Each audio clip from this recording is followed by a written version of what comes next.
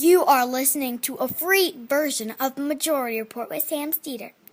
To support the show and get another 15 minutes of daily program, go to majority.fm, please. The Majority Report with Sam Steeder. It is Monday, March 20th, 2017. My name is Sam Steeder. This is the four-time award-winning Majority Report. We are broadcasting live steps from the industrially ravaged Gowanus Canal in the heartland of America, downtown Brooklyn, USA. On the program today, author, journalist Masha Gessen, author of several books, here to discuss both the way to avoid an autocracy or to deal with one and a plea to not get too caught up in the Russian conspiracy. Also on the program today, happy anniversary. 14 years since shock and awe and the start of our illegal invasion and occupation. And, well, you know, we're still there. Not in as many numbers, but... And we can go back. We still haven't taken their oil yet. There's still time. We actually did kind of take some of their oil, but some of being that as it may. Gorsuch SCOTUS hearings start today on the Hill as we speak. So is Orrin Hatch speaking. Meanwhile, just across the Capitol building, Comey et al. Testify to the House Intelligence Committee. And then, down the road, Trump rescinds an Obama student loan order. Debt collectors can now charge exorbitant fees again. It's this sort of thing that we're looking to do at the Department of What? And caveat emptor, Trump's approval continues to fall. The antitrust division to become the anti-antitrust division. Trump's budget, an austerity crapstorm. And Paul Ryan's protracted wet dream now includes drug tests for federal unemployment benefits. Just human suffering. There's something about it when you don't feel anything. All of a sudden you feel something. Healthcare will be done in the dark of night if a bill even makes it to the floor of the House. And Trump has a team of commissars because he doesn't even trust his own picks. And finally, Donald Trump playing the part of Uber Schmuck in the Angela Merkel visit this weekend. Folks, it's just another one of those days where you have 14 different things going on. The big news that came out of this Comey thing happened just moments ago, I guess, which is really, well, I don't know. There was a couple of things that happened so far during this Comey thing. One is, I think it's possible that Comey inadvertently, in a conversation with Trey Gowdy, that he inadvertently managed to confirm the existence of a FISA court ruling. I don't know. I got to go back and listen to it, but in real time, that's what it sounded like. But just imagine that you have a FBI chief who has to has to say these words. This is in regards to whether or not Donald Trump's tweets about Barack Obama personally wiretapping him is correct. Director Comey, I want to begin by attempting to put to rest several claims made by the president about his predecessor, namely that President Obama wiretapped his phones. So that we can be precise, I want to refer you to exactly what the president said and ask you whether there is any truth to it. First, the president claimed, quote, Terrible. Just found out that Obama had my wires tapped in Trump Tower just before the victory. Nothing found. This is McCarthyism, unquote. Director Comey, was the president's statement that Obama had his wires tapped in Trump Tower a true statement? With respect to the president's tweets about alleged wiretapping directed at him by the prior administration, I have no information that supports those tweets, and we have looked carefully inside the FBI. The Department of Justice has asked me to share with you that the answer is the same for the Department of Justice and all its components. The department has no information that supports those tweets. There you have it. Yo, Barack, you're dead wrong. I don't know what to say. I mean, so apparently there's no information to support those tweets by the president of the United States. He had the equivalent of Jim Acosta and Jake Tapper we were talking about the other day. He had the same, I'm the head of the FBI. I helped give this guy the election, for Christ's sake.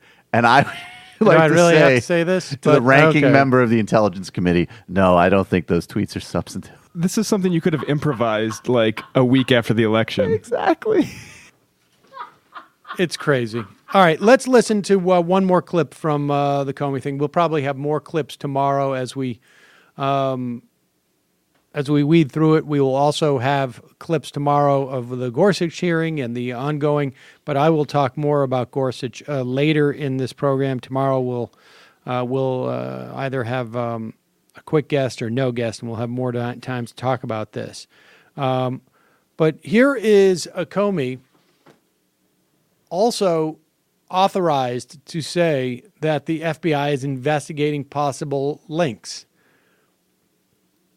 Again, it's very hard to know what's going on. We don't know what the hell is going on, but it's really hard to understand how this guy came out with that letter sent, and he made a point later that he was talking about a closed investigation, but I'm sorry, if you are still investigating things, you've reopened it. But he claimed, without mentioning Clinton's name, that he was able to discuss this because it was a closed investigation.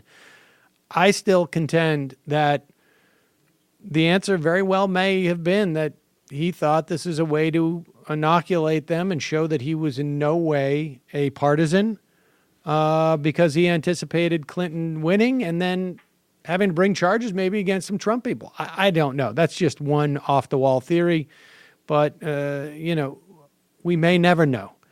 But apparently this is still happening. As you know, our practice is not to confirm the existence of ongoing investigations, especially those investigations that involve classified matters. But in unusual circumstances, where it is in the public interest, it may be appropriate to do so, as Justice Department policies recognize. This is one of those circumstances. I have been authorized by the Department of Justice to confirm that the FBI, as part of our counterintelligence mission, is investigating the Russian government's efforts to interfere in the 2016 presidential election. And that includes investigating the nature of any links between individuals associated with the Trump campaign and the Russian government, and whether there was any coordination between the campaign and Russia's efforts. As with any counterintelligence investigation, this will also include an assessment of whether any crimes were committed. So this is an ongoing investigation. He says it's going to take a long time. Didn't necessarily say it would take 8 years or 4 years or 2 years or 3 years. It appears that they're going to give more information in closed hearing. Now, understand how different this is from where we were just a month ago when Comey wouldn't tell anything to this committee, even behind closed doors. Later in the hearing, Trey Gowdy, who, has spent much of the hearing almost exclusively on the idea of the leaks. How do we know this information? How do we know this about Flynn? Suggesting writing, basically running off a list of 9 former Obama officials who could have been the leakers, making it all about the leaking, which, is obviously for political reasons. There's obviously reasons why we don't leak. But Gowdy said, what possible reason could have someone have for leaking this information? Does it in any way help you in your investigation? And Comey said no. But of course, I think there is another explanation for those leaks. And it allows Comey to go in front of the Intelligence Committee and basically confirm some things. And that is, you have the recusal of Jeff Sessions. You have some space between Jeff Sessions and Comey in terms of that investigation. Now, Comey couldn't get out there and say this, I think, in any context. Well, those leaks actually did ensure that this investigation would continue and not be quashed. But his behavior has changed post Jeff Sessions' recusal. And I would suggest that's a very good reason why someone might leak or be a whistleblower. So take that for what it's worth. Keep in mind, these Gorsuch hearings are really, in many respects, more important. But first, let me ask you, are you hiring? Do you have any idea where to post your job to find the best candidates? Well, if you have an idea, you have the wrong idea, because you can't just post it at one place. It's true. Wrong. If you want to find the perfect hire, you got to post your job on all the top job sites. Michael, Kelly, Matt, they may not all go to the same job site. How could I assemble them all here at the same time? And also social media. Also social media. ZipRecruiter already has 9 million resumes you can search through in their database. Plus, one click, you can post your job to 200 plus job sites, including social media, Michael. Hello. He spends his whole time there. But all of it. Stop talking to me. ZipRecruiter's handy website shows trending career fields, cities, searches. You can find candidates in any city or industry nationwide. No juggling emails or calls to your office. It's one of the best features, in my estimation. You quickly screen candidates, you rate them, you hire the right person fast. And if you run into any issues, do not fret. ZipRecruiter's friendly and human. Big deal right there. Yes. Support staff is ready to help. Right now, my listeners can post jobs on ZipRecruiter for free by going to ZipRecruiter.com/majority. Check it out. ZipRecruiter.com/majority. You can post those jobs for free at ZipRecruiter.com/majority. Again, best time to post for a job is when you don't need to fill it.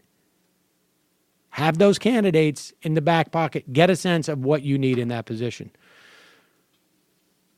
Meanwhile, this is unique for me. It's Monday, but I'm actually excited about dinner. Why? Why is that, Sam? Because we know you only get Blue Apron on Wednesdays and Thursdays.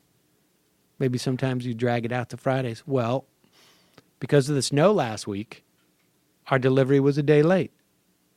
And so what do? We had one. We put the other one in the fridge. It's coming up in a minute. But for less than $10 a meal, Blue Apron delivers easy-to-follow seasonal recipes along with pre-proportioned ingredients right to your door. Less than $10 a meal. You can make memorable meals yourself in under 40 minutes. And because Blue Apron ships the exact amount of ingredients required, they're reducing food waste. It's delicious, quality food you can feel good about. Some of the meals in March include salmon piccata with orzo and broccoli. This is what is waiting in my fridge right now. Pork chops and miso butter with bok choy and marinated apple. Yes, Jesus Christ is right. I'm so excited about that. I can't even breathe now. Vegetable chili and baked sweet potatoes with crispy tortilla strips. Spicy shrimp coconut curry with cabbage and rice. Check out this week's menu. Get your first 3 meals free with free shipping by going to blueapron.com/majority. You'll love how good it feels and tastes to create incredible home-cooked meals with Blue Apron. So don't wait. That's blueapron.com/majority. Blue Apron, a better way to cook. All right, now John Cornyn is talking during the Gorsuch hearings. I mean, this is... Talk about going from high to low. Yeah. From Blue Apron to John Cornyn. Indeed. Big drop-off. Very big. Look, here's the situation with the Gorsuch hearings. You have Michael Bennett, who's going to... Supposedly one of the people who introduced him, right? I missed that. That's what I've heard. There are deals that are supposedly being floated around. Democrats won't filibuster if McConnell promises not to nuke the filibuster next time. I mean, I don't know how many times you have to get spanked by Mitch McConnell until you realize, like, he likes to spank us. There is some... I don't understand Democrats, man. And part of it has to be psychological pathology. Well, I mean... It's an addiction to rules that do not apply. Right. I mean, I think there's some notion of, like, we've got to protect the institution. But, you know, that ball game's over. Do you know that the joke about the bear? No, tell me. The bear hunter? No. Go. You're from North Dakota. You must know this. Oh. Okay. So... Yeah, Matt. Guy goes into the woods. He's hunting a bear. Bear comes up behind him, grabs his gun. The bear's like, the hunter's like, please, oh God, don't kill me. And the bear says, I won't if you perform some type of favor. Yeah, favor for me. I'm a joke and tell. I'm a professional joke teller. Sexual favor see for the me. Structure of where sexual things favor for me. Go. And the guy does it. Bear walks off. The bear hunter comes back out into the woods, just with his gun. Bear sees him again, grabs the gun. Guy's like, please don't kill me. Bear says, all right, but you know what the deal. You got to provide a sexual favor for me. And then the bear lets him go. Third time, the hunter comes out there with a gun. Bear sneaks up on him again, grabs the gun. He goes, you're not out here hunting bears, are you? Exactly. And exactly. At one point, you got to wonder what the Democrats are doing, right? And I think that's a legitimate concern. Oh, I'll admit we're not out hunting However, bears. and frankly, there hasn't been... Have we heard anything about these Gorsuch hearings? I mean, the problem is like, I think the Democrats, Chuck Schumer is running around like a chicken with his head cut off, or just running around, or not running around at all, just a chicken who's had his head cut off and who's now dead, doing nothing. And Democrats need to filibuster. So you need to maintain, right now I believe there's 40 votes. You need to maintain a filibuster by maintaining 41 votes. And the question is they can lose 5 or 6 here. And it's not clear where they're at yet. So continue to call your Senate, your senators, tell them to filibuster Gorsuch. I mean, he will get in anyways. Because then Mitch McConnell will then nuke the filibuster and Gorsuch will get in. But we might as well get it over with now. Might as well make them pay the price.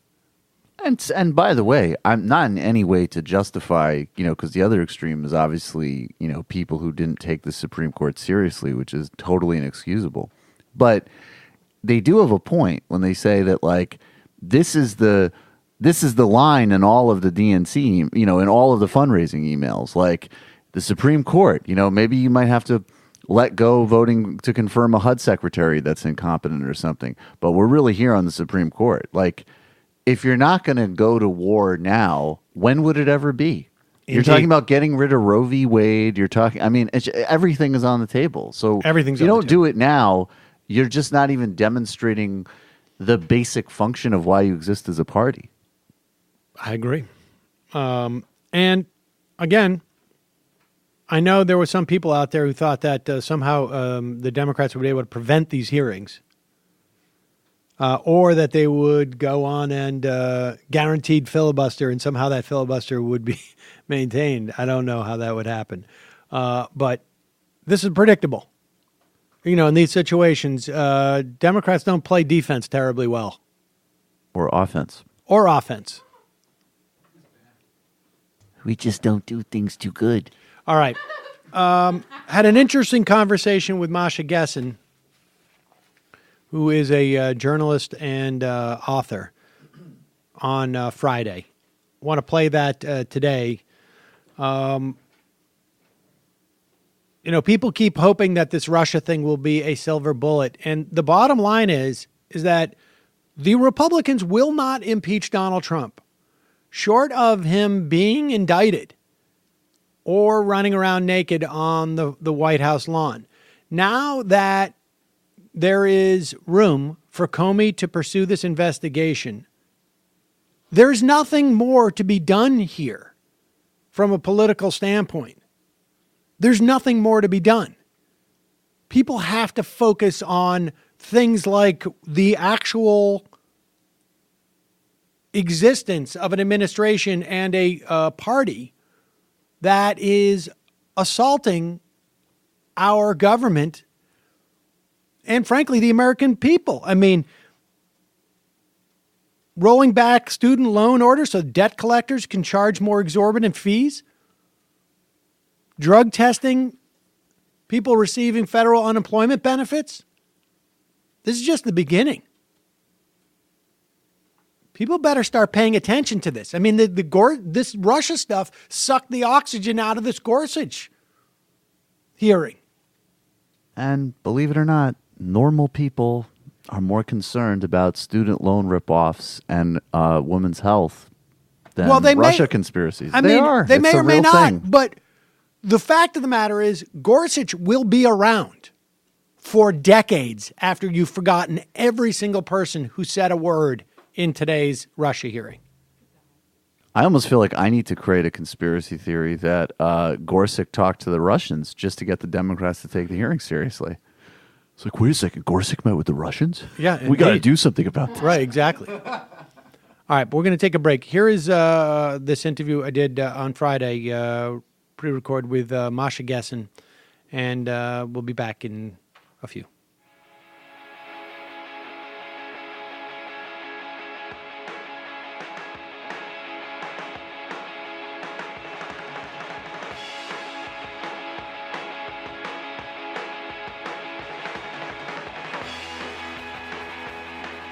We are back. Sam Seder on the Majority Report on the phone. It's a pleasure to welcome back to the program author and journalist Masha Gessen, whose latest book, The Future is History, How Totalitarianism Reclaimed Russia, will be coming out later in this year. Masha, welcome back to the program. Thank you. Great to be here. So I wanted to talk to you actually about two pieces that you have written that sort of the first and the most recent piece for the New York Review of Books. One right after Donald Trump was elected, entitled Autocracy, Rules for Survival, and the most recent, Russia, the Conspiracy Trap. And I want to just start with the reasons why you wanted to write Rules for Survival of an Autocracy, those 5 steps. And I want to go through some of them. But do you have six? Do you have a perspective? Has your perspective on the potential for the Trump administration, the Trump era, to become autocratic, has that changed at all over the past 3 or 4 months? Not at all. I actually think that so far, unfortunately, my initial perception was quite accurate. He did run for autocrat, and he is trying to establish an autocracy. I mean, he probably doesn't think of it that way. He probably thinks of running the country like he ran a business, or he runs a business. But in the end, it's despotic, one-person rule. And I guess as we go through some of these 6 steps, is my asking falling into a trap even of one of the sort of the potential pitfalls? In other words, do we become desensitized to these things? I think we inevitably become desensitized to these things, and it would be unreasonable to ask ourselves not to become desensitized people do need to sort of change and adapt. That's part of who we are as humans. I think that I just am advocating being conscious of our adaptations and knowing, trying to keep in mind what's not normal.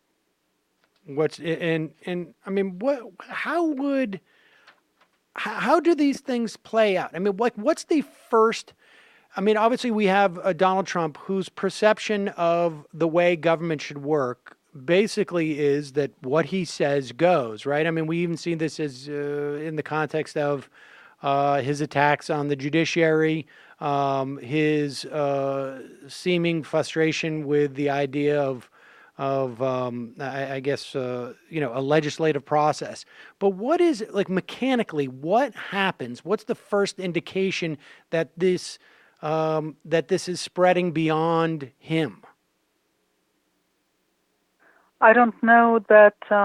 Why are you asking if we need what the first indication that this is spreading beyond him is? I don't understand the question. Why does it need to spread beyond him? Well, I guess my question is, like, are there mechanics to an autocratic rule? I mean, it's one thing for him to be frustrated that the legal system is not backing him up. It's one thing for him to be frustrated that he's not getting his way, but it seems to me another that the force of what he's trying to do then starts to break down some of these checks and balances. Right. So now I get the question.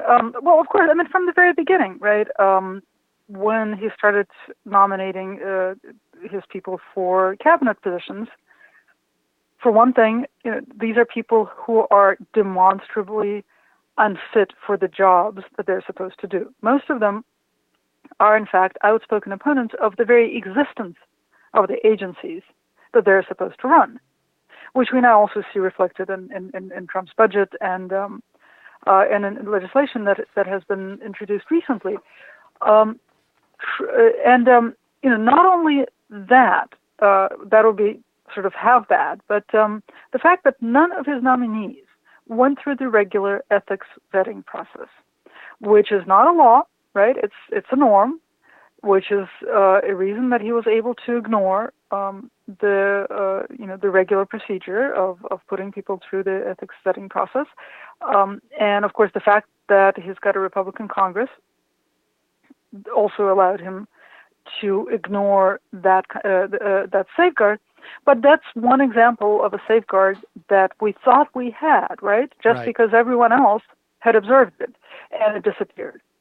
Another is starting on his very first day in the White House, calling the press the opposition party and acting to marginalize and discredit the media every day since he's been in office is another way. I mean, the national press is a very important part, one of the most important parts of the American system of checks and balances. That's breaking down. I mean, you can't, there are journalists certainly fighting valiantly for good coverage, to do good coverage of this administration. There's some incredible and vigorous stuff coming out, but ultimately, an administration that discredits the media, that will not talk to people through the media, that will only use Twitter to talk to people, that's an administration that's weakening a most important institution of American democracy. And I mean, I've been struck by how little people talk about the idea that he would divest himself from his companies since essentially the day after the inauguration, when it was clear that he wasn't going to. It is almost completely. I mean, I feel like that is palpable. This idea that we have already traded away certain norms of conflict of interest that seems to be completely out the window now. Absolutely. I mean, he showed a bunch of empty folders on TV.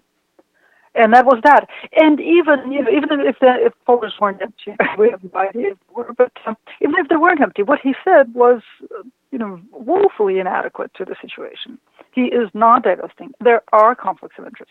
He is receiving remuneration from foreign governments, right, in violation of the Constitution. There's a lawsuit pending in New York State, and maybe eventually it will produce something. But basically, that norm is out the window. Rule number 2 that you had listed in your piece was: do not be taken in by small signs of normality. And I guess, to some extent, we have. I mean, as a society, I feel like, to a large extent, we have done that. I mean, people talk about now the stock market rising as if there's a certain segment of our population that is ostensibly is seeing this as all sort of beneficial, and seeing that as an indication that everything is going to be more or less within the margins of what we're used to. Right. Well, think about his address to Congress and how overjoyed everybody was that it wasn't as big an embarrassment, as big a horror show as the inauguration or his 51-minute press conference, right? The fact that he stuck to his text, that he read from a teleprompter, was enough to convince Van Jones that Trump had become presidential. I mean, that was an incredibly disheartening spectacle for me that whole evening. And I think that to a large extent we have sort of avoided being taken in by signs of normality, because he has moved so fast. I mean, frankly, I didn't expect him to move so fast. I didn't expect him to be such a bull in a china shop. But he has. So there's been a level of disbelief and outrage among a large number of people on a daily basis since he took office. And then, for an hour or 2 hours, he talks and walks like kind of sort of a human being, not a particularly likable human being, but at least like not a deranged man. And everybody breathes relief. Like the nightmare is over. You can sense. I mean, I mean that's a great point, man. That was there was a real sense that there was almost a desperation for him to sort of indicate to all of us that it's going to be okay. I mean, we're recording this on Friday, and there was we looked at a tape of Jim Acosta and Jake Tapper from CNN, sort of both talking to each other in astonishment at the refusal of Donald Trump to basically retract his claim that President Obama had personally wiretapped him or ordered a wiretap. And they also, there's a quality of like, they just want him to be somewhat normal. And at the same time, they're not really fully, it seems to me, absorbing the implications of that charge. It's a really, really hard thing to, I mean, we're all, in a position of a kid who's being bullied in a playground. Like, what do? You're, this guy is holding your hat in his right hand, and you're like, give me my hat back. And he says, I didn't take your hat. You took my hat. And you're like, when did I take your hat? And he says, you took my hat in 5th grade. And you didn't even go to 5th grade, right? You're a 4th grader. But you are completely helpless in that situation. When somebody refuses to acknowledge that there's such a thing as a common reality, that there's such a thing as fact, that there's such a thing as truth, when somebody is constantly engaged in a power game of asserting, rule over reality, there's nothing you can do about it. So when you say that that we're failing to absorb it, you're right. But like, how do we absorb it? How do you live with something that's impossible to live with? And it's a total trap, because on the one hand, I want to slap Jim Acosta across the face and say, look, this man hasn't, opened his mouth and told the truth ever. Why are you being so surprised? On the other hand, if he actually comes to accept it, I'll be like, wait a second. Why are you accepting the fact that we have a liar for a president, like an intentional, abusive liar for a president? So we're really, damned either way. So in that scenario, I mean, what is the answer? Is it having to sort of live with that tension constantly and somehow figure out a way to not have that tension? I mean, I feel like each work week now is like 10 days long. Is it figuring out how to deal with that tension and not have it completely overwhelm us as citizens, as journalists, as whatever function that we are in society?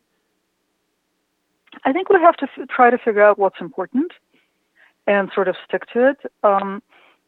In my mind, there's no doubt that what's important is preserving our political space. And that's a much tougher job than you might think, because it's being debased by constant lies, right? It's also being debased by just an actual sort of attempt to destroy politics as we've done it by saying, do what I say, and the president will not be questioned, and ignoring reality in the political process, like when CBO comes out with a rating of the Ryan Care plan, and the White House immediately responds by saying, "Oh, CBO doesn't know what it's talking about." Right. So nothing. I mean, they're creating a situation where nothing matters except their victory. We have to figure out a way to hold on to public discourse in a way that also doesn't ignore the reality of what they're doing. And I don't have an answer, right? But I'm trying to at least sort of define a goal, right? What are we trying to preserve for the after Trump period, which will eventually come, no matter what happens, right?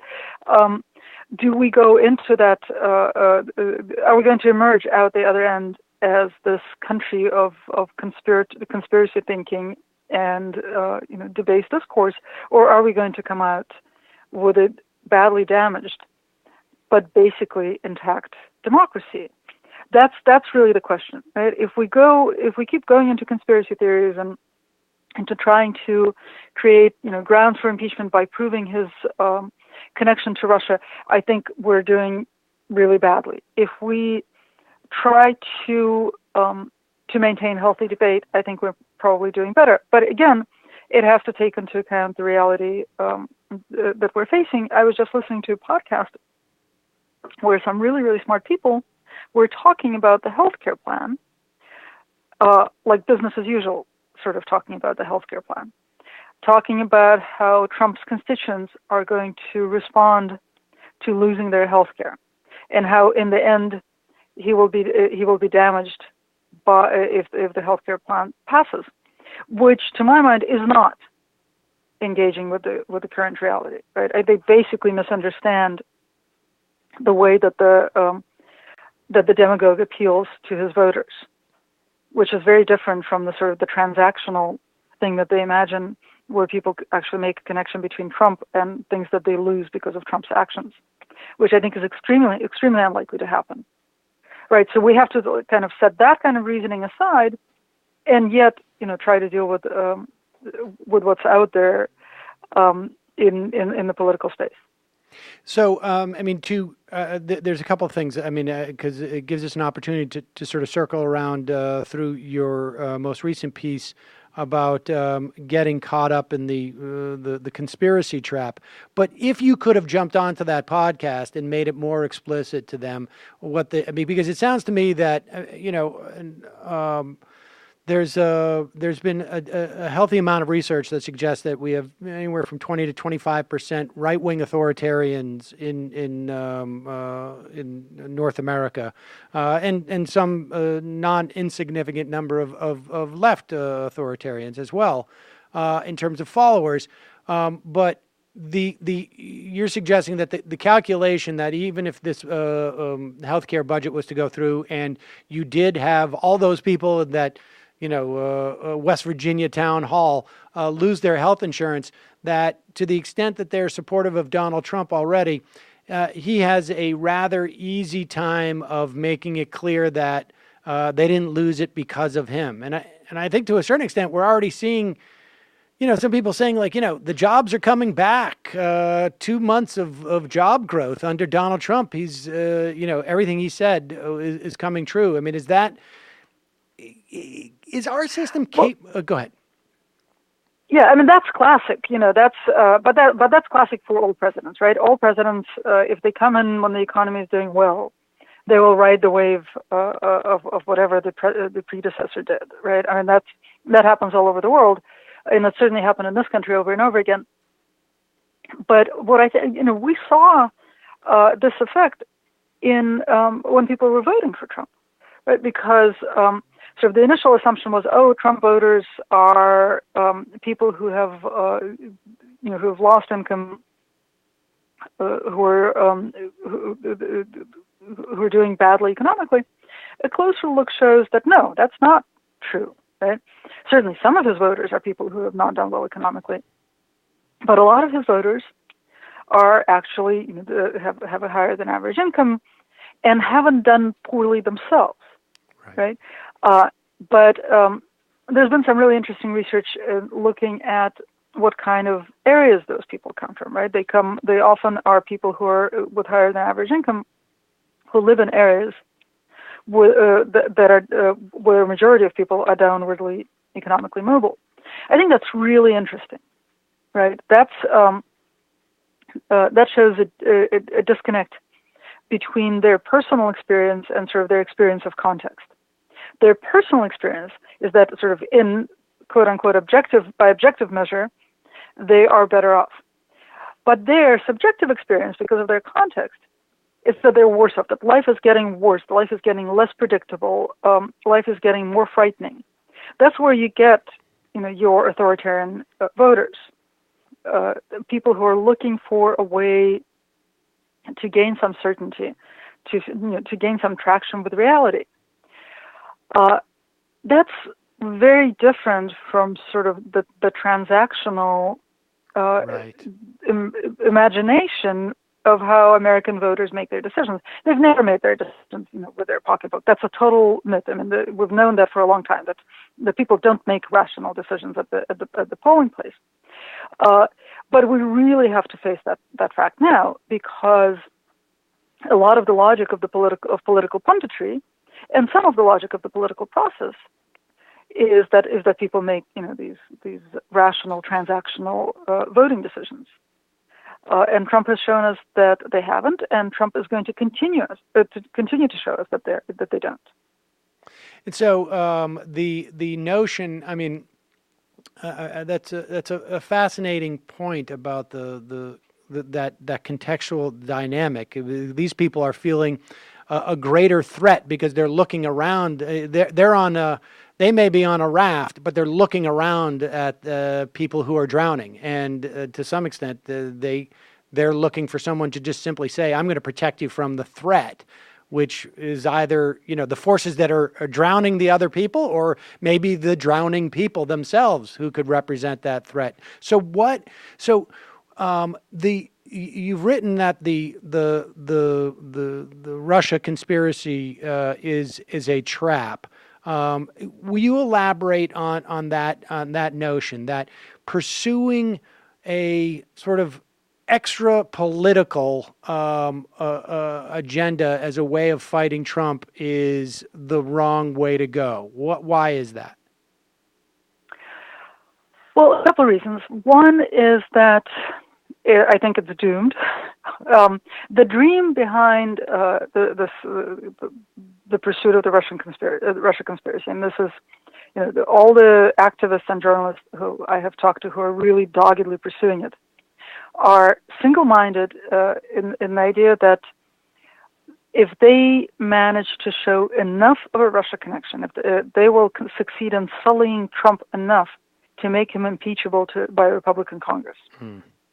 I think that's a pipe dream. Right? First of all, there's no way to make him impeachable by a Republican Congress, partly because voters don't particularly care about his Russia connection. It's much more Washington sort of myth of that he will be so sullied. Second of all, because the likelihood of actually digging something up that is conclusive in any way, that is strong enough to prove a connection that would even begin to sort of sully him, that probability is negligible. Now, I'm not even getting into an argument about whether some sort of conspiracy or collusion existed. So far, we haven't seen any evidence of it. I'm not saying it's impossible, but the idea that we will find eventually, there will be eventually conclusive evidence, that idea is a pipe dream. But an even bigger concern for me is the damage that all this digging is doing to our discourse. Right? Politics is what's done out in the open. When some of our best journalists are devoting their energy to trying to find a secret, reveal a secret that will solve everything, that will explain how Trump happened to us, and also will make this nightmare end, that just sends us down this conspiratorial rabbit hole that detracts from our ability to protect the political space that Trump is threatening. So it's like we're doing his job for him. And what I've seen really disturbing is that this conspiratorial worldview has already led to a rise of quote-unquote fake news on the left.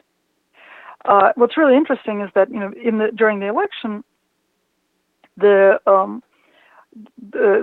Democratic part of the blogosphere was not particularly susceptible to fake news. It's not that there weren't efforts to float stuff. It just didn't get a lot of traction, didn't get a lot of shares, so it wasn't profitable.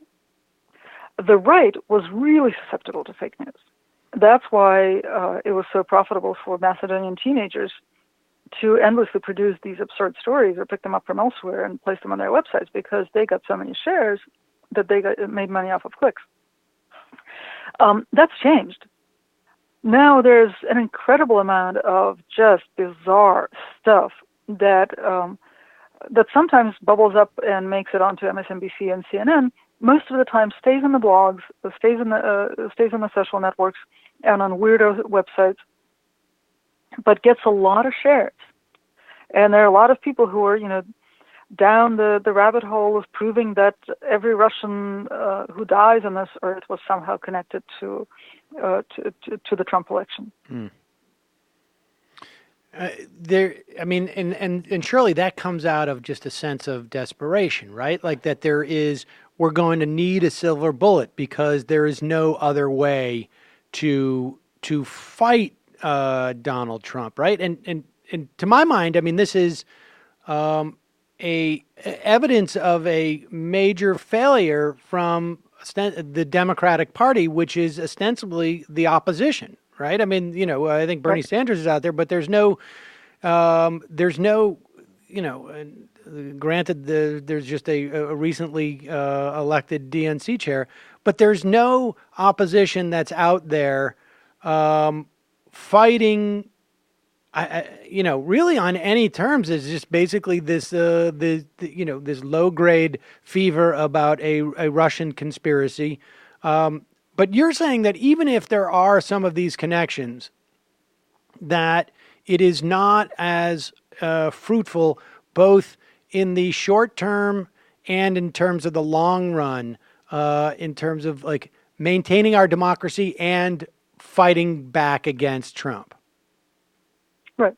Well, so I'm saying that there are two. It appeals on two counts, right? It's an imaginary silver bullet, and it's also an imaginary explanation. Right. And it promises to tell us that Americans didn't really elect Trump, that the Russians elected Trump. We really need to squarely face the fact that Americans elected Trump, and go beyond hand-wringing and talking about either how we need to be empathetic with the rural whites on the one hand, or how we don't need to be empathetic with anybody because they're all racist and deplorables. Both of those positions have merit, but we really have to move beyond them because Trump is a reality. And we need to engage him and his voters and his cabinet and his allies in Congress in the political space. Not in the behind the scenes, not in constantly trying to figure out, who elected him or who's really running the country. That's another lovely trope. It's really President Bannon. Right. No, it's really President Trump, who has Steve Bannon as his right hand. But it's really President Trump. Stop looking for secrets and explanations. Engage. Is there a tension between? I mean, this was my concern following the election, that you either fight against an autocratic rule, right, which involves don't normalize and all these other things that you've talked about, versus you fight against him politically. In other words, I might think that the best way to fight Donald Trump from a political standpoint is to cleave him from the Republican Party. The more conflict there is between Donald Trump and Paul Ryan, the better it is to stop things like the budget, to stop things like the destruction of Medicaid, et cetera, et cetera. However, if I do that, it may involve, in some ways, normalizing Trump, right? Because if you're going to pull him away from the Republican Party, you can't do that by calling him a freak, because like you say, the Republicans are not going to impeach this guy. I think the only scenario I've been able to come up is if there is videotape of him running naked across the front lawn of the White House, in broad daylight. But beyond that, I don't see. He will say he was hacked. Yeah.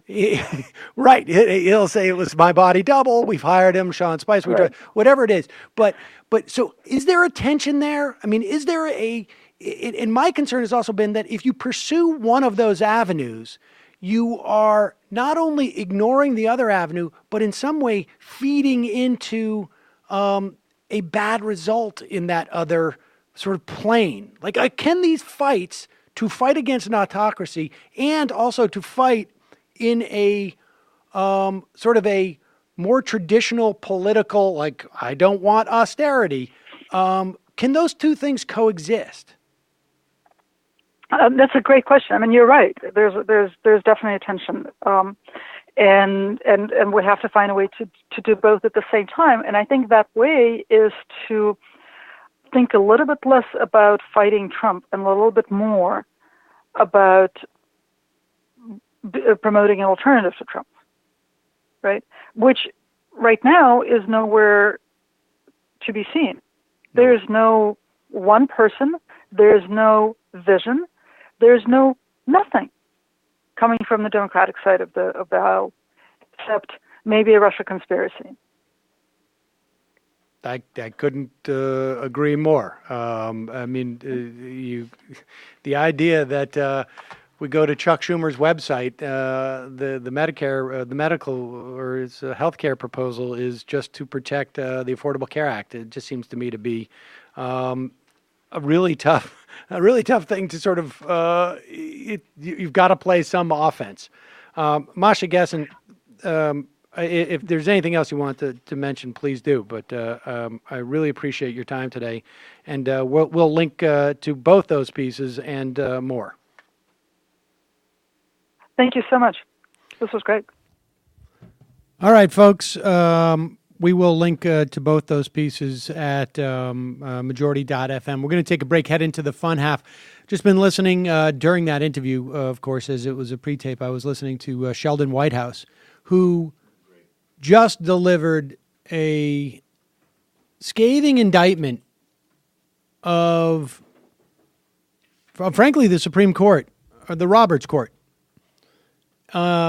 which has, without exception, ruled in favor of corporations over individuals, ruled in favor of the police over defendants, ruled in favor of corporations against workers. I mean, we could just go on and on.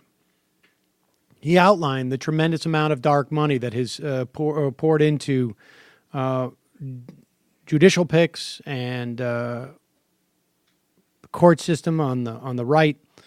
And he basically said, look, and he's one of those institutionalists. He's basically said, look, I generally give the benefit of the doubt, but we got burned with Roberts, who was just going to call balls and strikes. And White House doesn't seem to have any interest in it. So call your Senate offices today. Call any of the Senate Judiciary Committee members. Tell them, filibuster. Make Mitch McConnell attack the filibuster. He doesn't want to do that.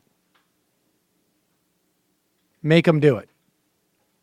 Because there's no use in having a filibuster if you're not going to use it for a guy who, according to some research I saw today, is to the right of anybody else on that court.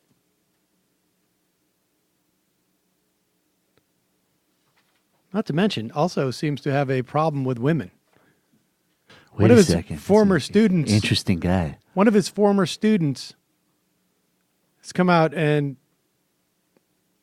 complained or retold the story about where he chastised his class at Georgetown for not conceding that they all knew women who had abused their companies for maternity benefits. Come on. Admit it. Took the maternity benefits and then left. Just didn't come back. Take the maternity and run. It's an old saying. We all do it.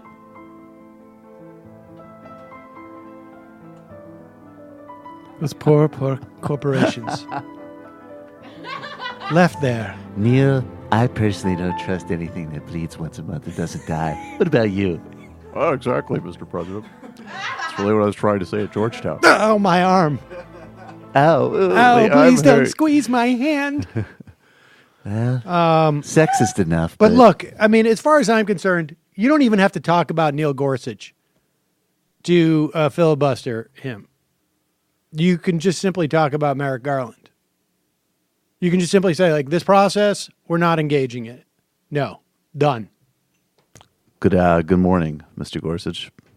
Garland, Merrick Garland, Merrick Right. Garland, Exactly. Merrick Garland, and Merrick Garland. I hope somebody asked them the question. We'll, of course, go through all this, and we will talk about it tomorrow.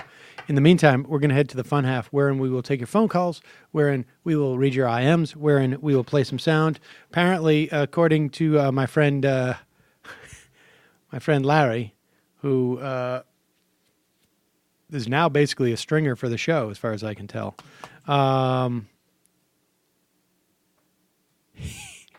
He wants me to clip Nunez asking the guy from the NSA who had already said, I can't speak to that since it's domestic intel you're talking about. Nunez apparently does not get that the NSA does not engage in domestic spying. What does that mean, man? What are you talking about? And apparently Trump is now on a Twitter storm. Of course. But you know what I like about Nunez, though, is that could mean two things. That could mean that he's inadvertently revealing more NSA programs that he's privy of that totally do engage in domestic spying, which is very possible. Or he's just a complete moron. Trump is now saying that Comey refuses to deny he briefed President Obama on calls made by Michael Flynn to Russia. The amazing thing is that Trump fired Flynn. Right? I mean... Didn't feel good about it. Made me do it. Made me do it. NSA and FBI tell Congress Russia did not influence the electoral process. That's a lie. They just simply said they didn't have evidence of it. Same difference. Right, Neil? And he's a judge. Wow. This is freaking out Larry. That's all I'm going to tell you. Let me tell you something. Until you've seen a woman hustle you for that maternity leave, right after the kid's born. You have not seen a real bull shark. Neil Gorsuch's a genius. Folks, just a reminder, this program relies on your support. And when you become a member of the program at jointhemajorityreport.com, we give you a bonus almost every day of an hour, sometimes an hour and a half, sometimes 45 hours. Sometimes we accidentally Sometimes do a it just goes on 24-hour marathon. endlessly. And Hold on, let me get to this last item. 6 years of... It's 6:30. Okay, give me a letter. But wait a second. I just wanted to get to this other thing because they were going to cut the program from the EPA. And it's and Jimmy Dore and everyone else. And okay, it's 7:15 now. There's so much news now that it's... it's the only way we get through it. But and if you're one of those people who are going through some difficult times financially, don't hesitate to email us at majorityreporters@gmail.com and ask us to make a deal if you want the fun half. We will always make a deal with you. And if it takes a while, as much as of a deal, it's just. It's a deal. We make a deal. I think you're getting into Trump territory there. No, we make a deal. We make a deal. What's the deal? They have to do like hard labor for you, like yes. It clean your changes. windows. Some or people don't reveal that publicly. Yeah, I'm not going to negotiate against myself. All of these destitute Americans doing labor at Sam's properties. I'm not going to negotiate against half. myself. Some people I say, tell your friends. Other people I say, spread the word around school. It depends on where they're from. I'm not going to negotiate against myself. Other people, you say, right now. go catch that raccoon that's attacking the cats. It's Right. 7:45 now. We have time for one more call. All right. Wait, you're talking about light mass energy? Go on for 20 minutes, please. We're going to find out about that. If you were saying something that made sense, I'd rush you right off. We're going to find out about that. Supposedly they're coming out with the machines, right? This year.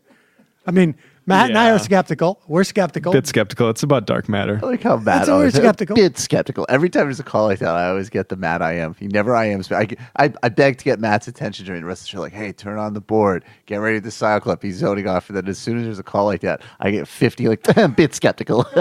Dark matter. All right. Not Point true. is, become a member at jointhemajorityreport.com. Also, justcoffee.coop, fair trade coffee, tea, or chocolate. Use the coupon code majority, get 10% off. Also, if you buy crap from Amazon or Jet, do so at our link at majorityreportkickback.com. You can click on those links, bookmark it. Always use that as your Amazon or your Jet link. We get a kickback. And don't forget the member show, commercial free. All right, folks, be right back after this, 646-257-3920.